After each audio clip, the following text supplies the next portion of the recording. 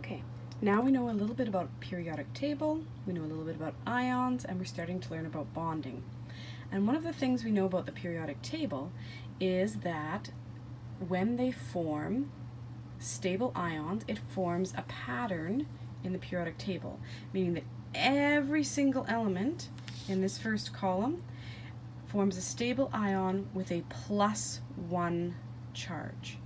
Everything in this column forms a stable ion with a +2 charge. We just kind of ignore these guys for now.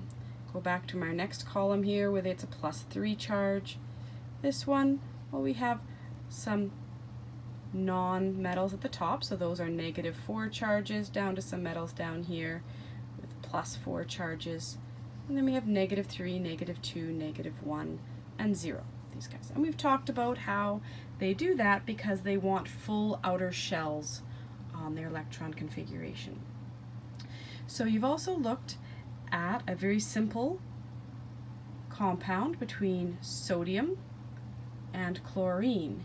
And sodium donated its electron to chlorine, and so it was a +1 to -1 relationship, and they got together and bonded.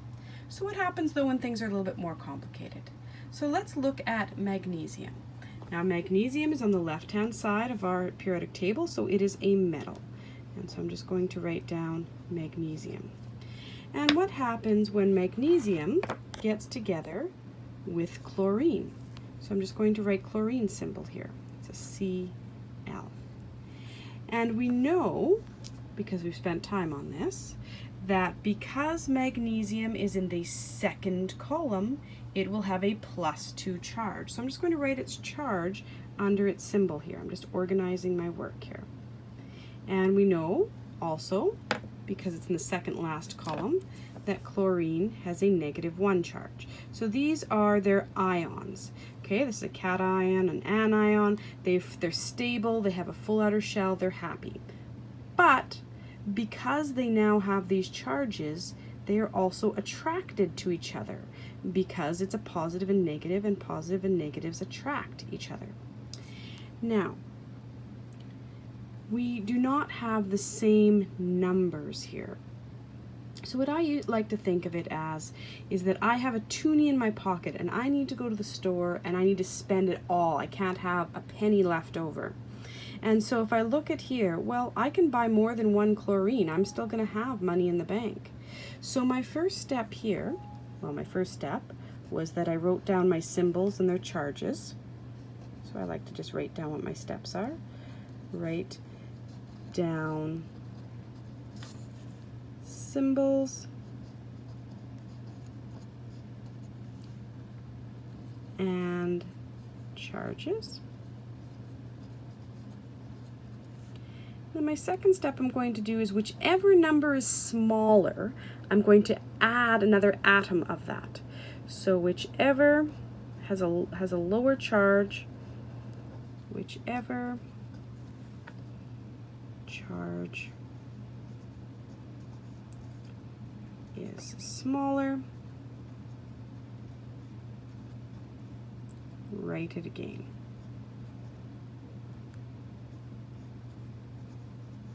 Okay, I know my writing's messy, but we'll survive. Okay, so when I look here, 1 is less than 2. So this represents 1 atom of chlorine. Now I'm going to write it down again. That's another atom of chlorine. Now if I look right here, if I add these up, I can kind of see, hey, this is going to give me -2. So now if I look right here, I can see that with my toonie I have in my pocket, I can actually buy 2 chlorine atoms, so it's kind of a good deal. So now, how do we write that? We have magnesium is bonding with not 1, but 2 chlorine atoms, and it needs that because this was a +2 charge, right? And so this is a -1. That doesn't balance it out, but if it bonds with 2 chlorine atoms, then that will balance out those charges. -1 + 2 - 1, that equals 0, a 0 charge. And that's what we want, is when we add +2 plus -2, it equals 0. That's always our goal when we create our bonding. So now how do we write this down? Well, first off, we write chemical formulas with their symbols, and we always start with a metal. So my metal is magnesium, and I write down its symbol. Now, I'm going to, my other element it's bonding with is chlorine, so I'm just going to write Cl, and they're just going to be touching, they're side by side, no space. Now, I have 1 magnesium, so I use little subscripts that write down the number of atoms, but if it's a 1, I don't have to write it.